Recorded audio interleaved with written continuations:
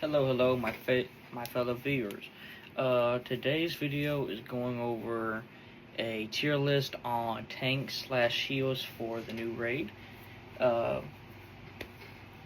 Disclaimer: you could play whatever you want to play. Whatever I say or whatever you see online does not have to dictate of what you play. If you feel like playing the worst class that says on the tier list, but it's fun to you, go right ahead.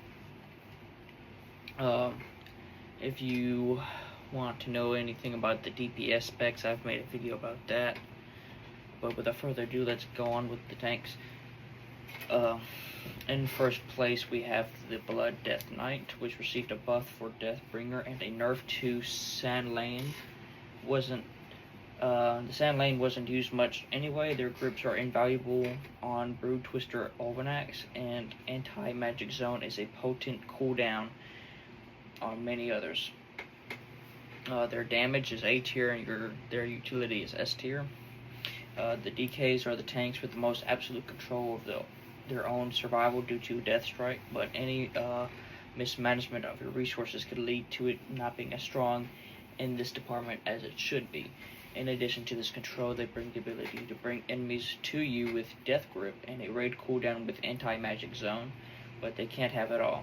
And the main weakness is damage. Blood does not bring any required buffs or cooldowns, but on encounters where you need grouped enemies, their utility is invaluable. What they bring to the raid is Anti-Magic Zone, Insidious Chill. Anti-Magic Zone is a raid cooldown, basically protecting everyone who's in that bubble from magic damage. Insidious Chill is a debuff that curses your enemies.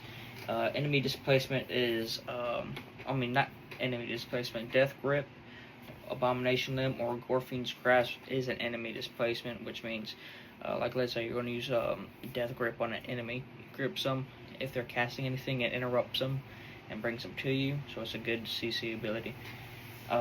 Anti-Magic Shell is a debuff negation, which basically is you can only you place it on yourself or somebody else, and it protects them from magic damage.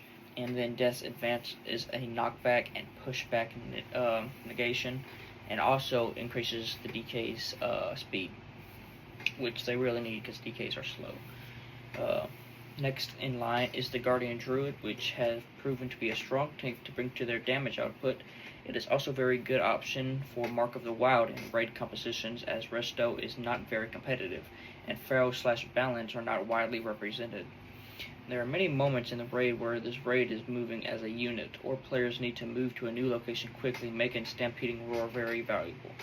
Basically, Stampeding Roar is a roar that the Guardian Druid could cast, and basically anybody within a certain radius has increased speed for like a few seconds. Their damage is S tier, but their utility is B tier. Guardian Druids are still a strong option in Mythic Plus, however, this does not translate into raid as well as it did before. They prove high amounts of single target damage, and they are all around good tank. They unfortunately do not have any boss breaking utilities that are required for the raid, but the utility they do bring is still valuable. But everything they bring can be brought by another druid spec, so it's nothing that they bring into the raid is not Guardian Druid specific.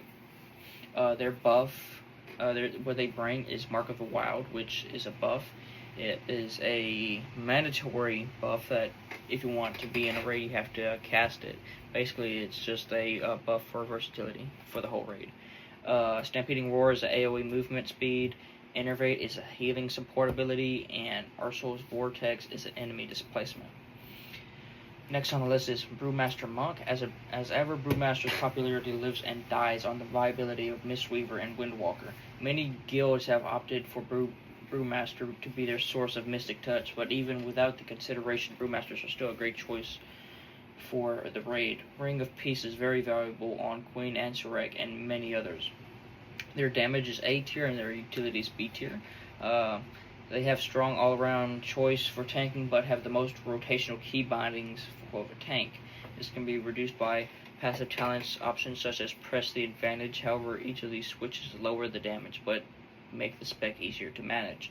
Monks bring solid damage output, can smooth out their DPS taken with stagger, and have strong but infrequent cooldowns. The main reason to bring a Brewmaster would be for the Mystic Touch, as both other monk specs are quite weak comparatively. What they bring is Mystic Touch, which is a debuff. Generous Roar or Pour is a buff. Close to the Heart is a buff. Hasty Provocation is a speed taunt. Diffuse Magic is a defensive cooldown. Summon Black Ox statue is an AoE taunt, and Ring of Peace is an AoE knockback. Next on the list is Prot Warriors, which are unchanged for this patch. DPS Warriors still in good position, so Battle Shout is covered regardless, but you can never have too many Rallying Cries. Their damage output is A tier, also their utility is A tier. Protection Warriors have not had any required buff, but all the strongest non-healer raid cooldown in the game with Rallying Cry. Protection Warriors also have a good amount of damage and have enough defensive tools to make them a good tank choice. They bring Battle Shout, which is a buff, Rallying Cry, which is a raid cooldown, and Disrupting Shout is a AoE silent/taunt. Next on the list is Vengeance Demon Hunter, which no big changes from the Demon Hunters within this patch. They remain a strong competitive choice for Mythic Plus, which translates into popularity in raiding. Their Sigil of Chains makes them a very good pick for Mythic Brood Twister Ovanax. Their damage output is A tier and utility is B tier. Vengeance Demon Hunters are a strong all-around tank. The utility bought by Vengeance is not showcased in this raid, as Havoc is a strong melee DPS option, and there are not many circumstances where Vigil Silence is invaluable. If your raid team needs Chaos Brand, then playing Vengeance can be a solid option. They bring Chaos Brand, which is a debuff, Darkness a raid cooldown, Sigil of Silence is an AoE silence, and Sigil of Change is an AoE grip.